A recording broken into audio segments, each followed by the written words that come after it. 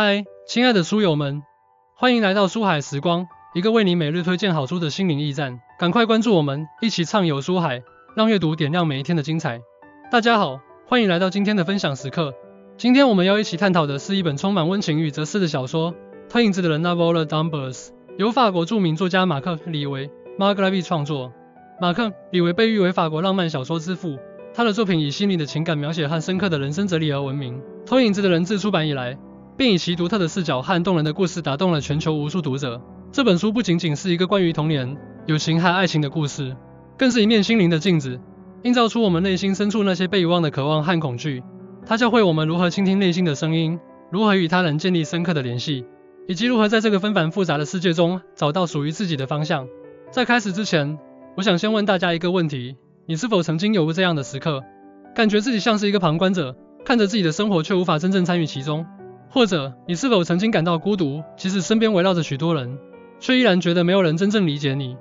这些问题正是偷影子的人所要探讨的核心主题。让我先给大家讲一个真实的故事。著名心理学家卡尔·荣格卡尔·曾经说过，孤独并不是因为身边没有人，而是因为无法与他人建立深刻的联系。荣格在年轻时也曾经历过这样的孤独感，他通过深入探索自己的内心世界，最终找到了与他人建立真实联系的方法。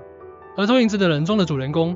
也正是通过一种奇特的偷影子能力，开始了他心灵的旅程。偷影子的人讲述了一个小男孩，他拥有一种特殊的能力，能够偷走别人的影子，并与这些影子对话。通过与影子的交流，他逐渐揭开了人们内心深处的秘密，也开始理解那些他曾经无法理解的人和事。这种偷影子的能力实际上是一种隐喻，代表着一种深刻的共情能力。心理学研究表明，共情是建立人际关系的基础，它让我们能够理解他人的感受和需求，从而更好地与他人沟通和互动。在现实生活中，我们可以通过以下几种方法来培养共情能力。积极倾听，不仅仅是听对方说话，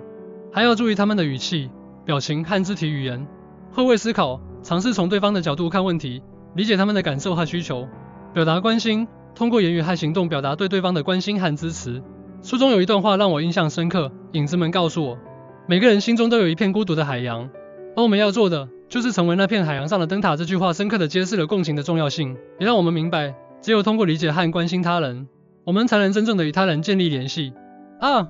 童年与成长，心灵的旅程。书中的主人公从一个懵懂的孩子，逐渐成长为一个能够理解他人、关心他人的成年人。这一过程充满了挑战和困惑，但也充满了成长和收获。心理学家埃里克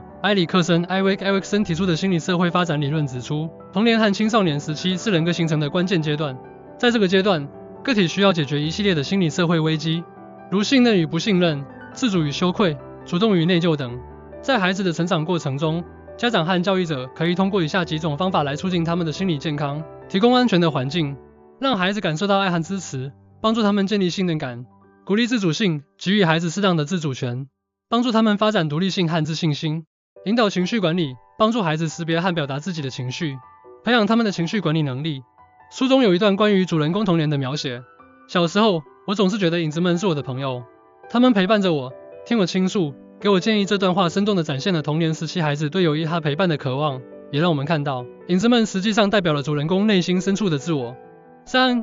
友情与爱情，心灵的桥梁。友情和爱情是书中重要的主题。主人公通过与朋友和恋人的互动，逐渐学会了如何与人建立深厚的情感联系。社会心理学研究表明，友情和爱情是人类基本的情感需求，它们对我们的心理健康和幸福感有着重要影响。友情提供了情感支持和归属感，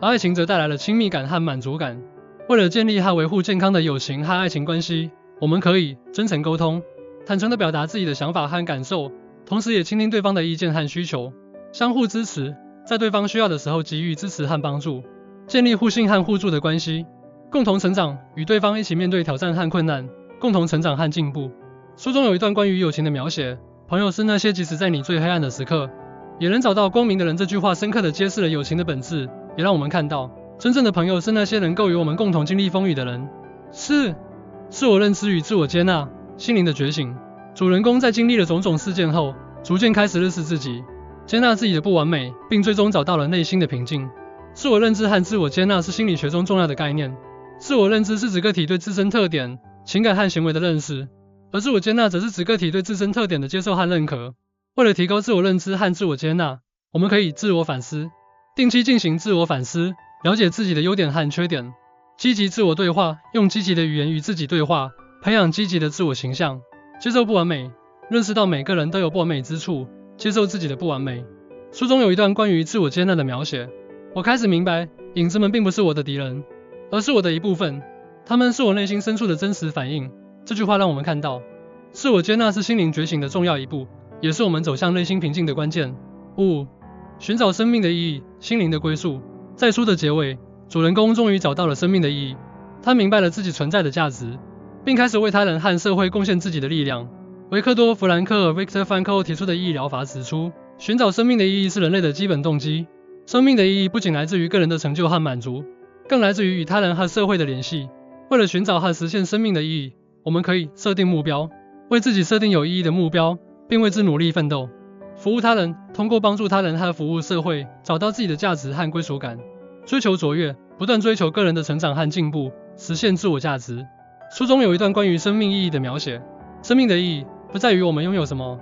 而在于我们给予什么。这句话深刻地揭示了生命的真谛，也让我们看到，真正的幸福来自于为他人和社会贡献自己的力量。通过偷影子的人，我们不仅看到了一个动人的故事，更看到了一个关于心灵成长的旅程。这本书教会我们如何倾听内心的声音，如何与他人建立深刻的联系，以及如何在这个纷繁复杂的世界中找到属于自己的方向。我强烈推荐大家阅读《偷影子的人》，并将其中的智慧应用到自己的生活中。无论你是正在经历人生的低谷，还是在寻找生命的意义，